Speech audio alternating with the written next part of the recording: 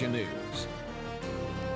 The American Cancer Association estimates more than 12,000 Washingtonians will die of cancer this year, some because they can't afford the cost of care.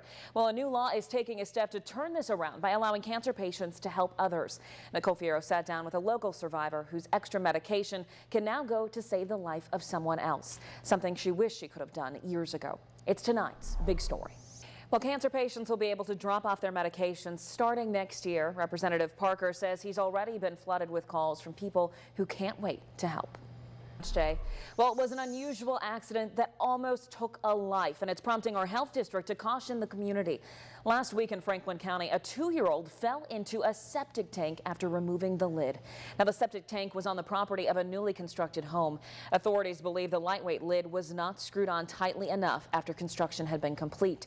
The parents pulled their child out themselves and were able to save its life. The health district says the septic tank at the property was recently inspected and approved. Authorities say the only reason why the child survived is because it was a new home. The septic tank was not full.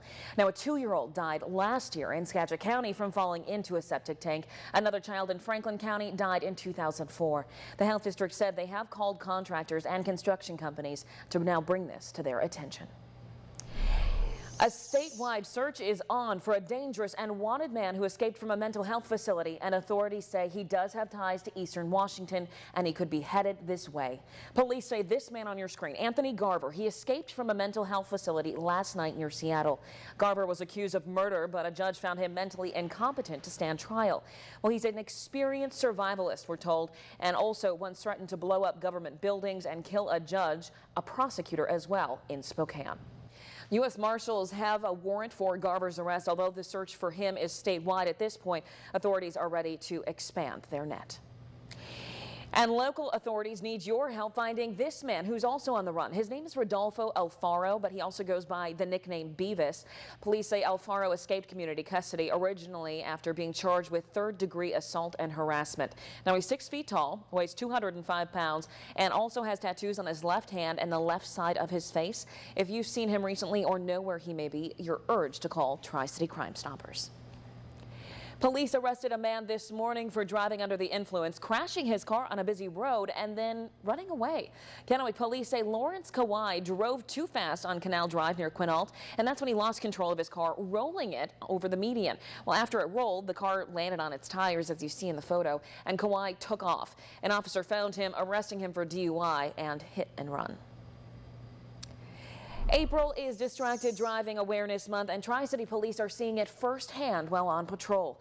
The social media boom, it's not helping with younger tech-savvy drivers on the road, but the violation that's burning the biggest hole in drivers' wallets, we're told, is talking on the phone while driving. In 2015, WSP says troopers stopped drivers with cell phones in their hands 525 times. That's a 24% increase from just the year before. Texting violations have fortunately stayed flat. WSP says more troopers will be patrolling roads and highways this month, reminding you to keep your phone hands free. Hanford Nuclear Reservation contractor Mission Support Alliance, well, they may be in a bit of a predicament after the Department of Energy found more than $63 million in taxpayer dollars, your dollars, was wrongly awarded. Now, according to the report, it allowed 2 organizations to earn money from this same work. The audit also found discrepancies related to payment for information technology services at Hanford. Mission Support Alliance has brought the matter to a Board of Contract Appeals, which resolves federal contracting disputes. Now, the board has yet to make a ruling.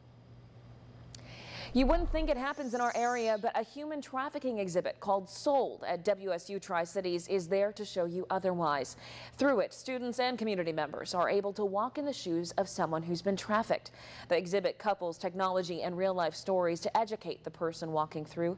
The hope of it is to raise awareness to the issue in our area. WSU says over 100 people have walked through the exhibit so far. The nursing program at WSU contacted Mirror Ministries, the company that owns the exhibit, to set it up on their campus. Well, the exhibit runs through Friday and Saturday from 9 to 6. Covering Washington, and a new scathing report released today blames the advice of a former assistant attorney general for hundreds of convicted criminals getting out of prison early. Bob Ferguson, the current state attorney general, says an internal report shows the assistant attorney general back in 2012, well, he knew the Department of Corrections was releasing several inmates early.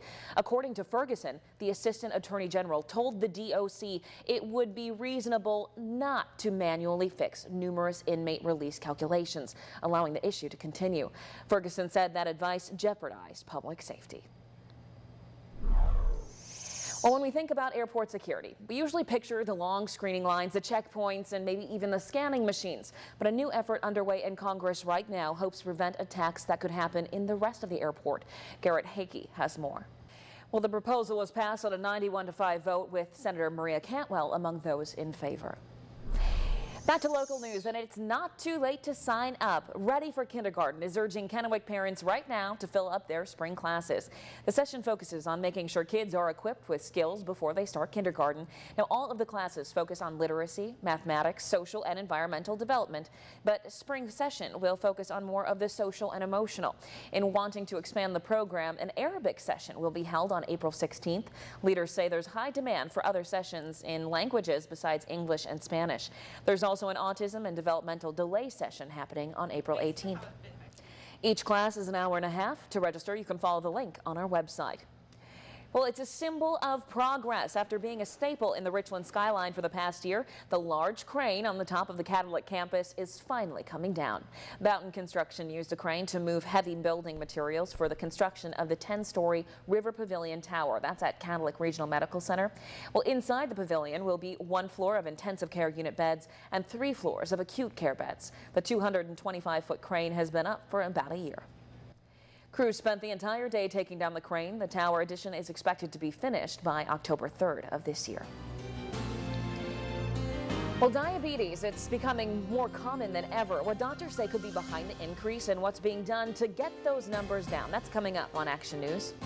And looking to rejuvenate a room in your home, but maybe don't have the budget for a massive remodel, Angie's List has some quick changes that can make a world of change. That's still to come. Don't go anywhere. You're watching Action News.